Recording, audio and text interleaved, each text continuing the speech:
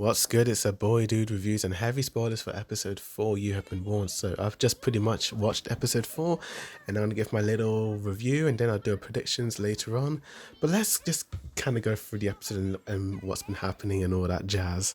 How the episode starts off with these like fan service ladies kind of announcing the semi-final match, and we're gonna get into it. And honestly, it starts off with like the next match is gonna be Yu Miri against Han, and I was seriously looking forward to this, but we don't get to see that fight until quite some time, a very, very long time into the episode. And then all of a sudden, this purple-haired dude comes out all of a sudden out of nowhere in his little Bentley car, and he's just like proposing to you, and it's just like, wait, what the heck is going on right here? Like, well, where did this purple-haired dude come from?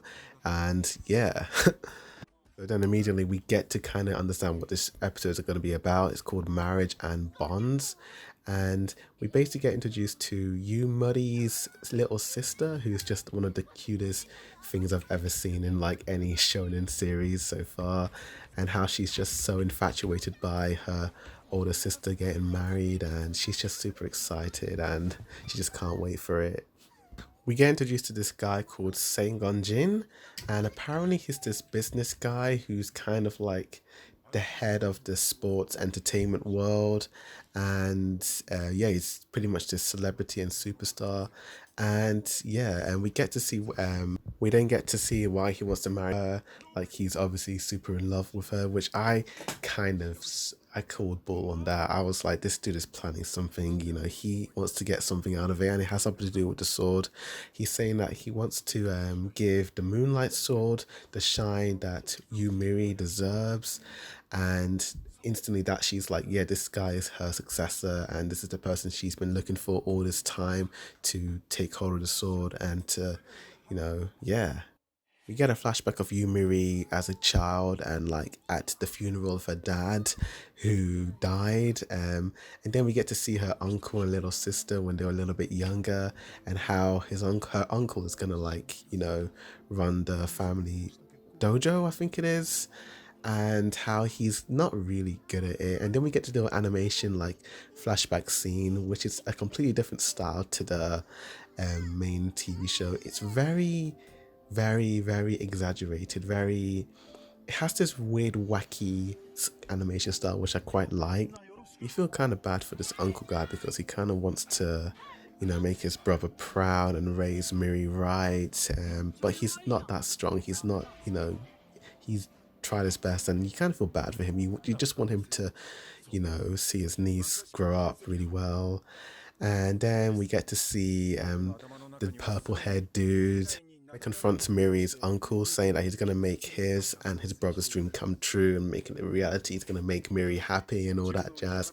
And obviously his uncle kinda, succumbs to that. He's like, yeah, why not? I have nothing to give. Then we get this funny scene with our main lead trying to decide which burger he wants to get, and he overhears that Yumiri is going to get married, and he just rushes over to see what the heck's going on.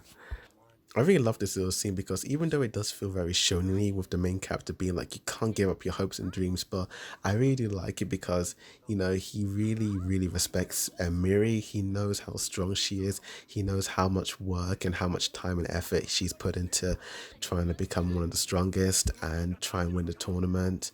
And that's why he's so determined to help her to get out of this marriage, because he also smells bull on this whole marriage thing. He knows that all of this is just, a big hoax, and like the purple haired dude's planning something evil, and he's not gonna stop at all. So he calls up our boy Han to try and infiltrate the wedding, and we get to see a very different side of Miri, like completely in a wedding dress, all makeup and all that jazz, and she's looking like a model right here. Like, as her uncle is like looking at her getting ready, he's just starting to realize that maybe this whole marriage thing is just a big, a mistake, and he's just trying to call the wedding off because he feels like deep down, I don't think Miri really wants to do this wedding.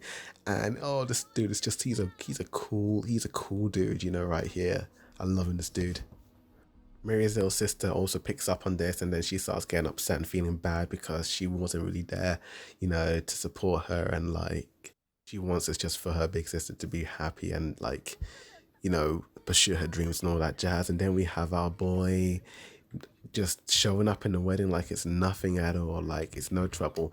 And then as they're about to go to the altar, we find the truth about purple haired dude and why he's really here, what he's really doing. And then we get this flashback to this, remember the Akatsuki church cult from episode 3? Like apparently he was hired by them to obtain the sword and for him to marry the person who owns the sword, which is Miri, so that they can obtain the power hidden in the sword. I have absolutely no idea what power this is, but yeah. They call this sword the Holy Sword for some reason that can rule God himself, apparently, according from the master sitting in the chair. And apparently only Miri can wield its power and, unleash its wrath and the full potential of it. So I don't know all that's going to happen, but that's going to go into my prediction videos later on. Our main boy and Han infiltrate the wedding ceremony, kicking the guards' butts, and you got our main dude saying that a dream is nothing if you don't grab it with your own hands, and how he's trying to say this is all wrong, and like how she's being tricked, and how she doesn't really have a choice. She needs to find a successor, and you feel bad for her because it's like all she knows what to do at this time. She has no real option right now, and she knows she doesn't want to do it, but that's when her uncle intervenes, saying that this is not what his brother want to do. Her father would never ever ever want her to force herself into a marriage just so that she can live out their dream. Like I'm sure deep down they want to be happy. They want her to be happy. So I thought the uncle dude was he's a pretty cool lad right here. We then get a little flashback of Miri's father saying that using your own techniques will make your life play out the way you wish, and you shouldn't do anything you don't want to do. Just do it things you do deep down in your heart and all that. Then Miri confronts the guy with purple hair saying, I don't want to do this marriage anymore. But then he goes all blitz and crazy and he's like, what the heck? He just wants the moonlight sword. He doesn't give a damn about her. And then he unleashes this weird demon god monster thing. What, I don't know what this is, to be honest with you, but it's the same little clown thing from the tournament that was fighting against our main boy, and then it just wreaks so much havoc. But Miri is just way too strong. She's powerful. She has determination, conviction in her right hand, and just slashes our purple head man. And yeah, it's kind of a nice ending. Well, that's what you think is a nice ending. Obviously they kind of walk together, and yeah, you think the episode's going to end there with them smiling and having fun, but then something unexpected happens in the hospital where our boy Han witnesses his friend who was in the hospital, and apparently it's not looking too good right here. It's not looking too good at all. And if you remember, like back in the previous episode, like how close to this guy he is, like I don't know if he's his brother or just a childhood friend, but seeing his friend just be in this position, he can't take it, and it's frustrating. He just wants him to live and all that. And again, the three jerks just try and harass and bully Han. And before, obviously, when he, was talking to his friend before and he was smiling and having fun with him, he was in a good mood because he had hope for his friend. He thought, he's gonna make it. He's gonna be all right. So he felt all right. He didn't have anything to worry about. He didn't have any reason to beat those guys up because he believed in his friend. He believed he was going to get better. But now he's witnessed his friend really getting ill, getting worse, and it's not looking good. And now he's stressing out. He's worried. He's tense. He's stressed. He's losing it, and he just goes crazy. For the first time, we see a different side of Han. He's not the calm, cool dude who walked past these bullies. He's just seen red all of a sudden now. And then our main boy goes to witness Miri and Han's fight, and Han is a different dude. He is just beating the living daylights out of Miri. Like there's blood everywhere and it's violent. You got the referee telling him to stop. Usopp knows, it's like, yeah, that's it.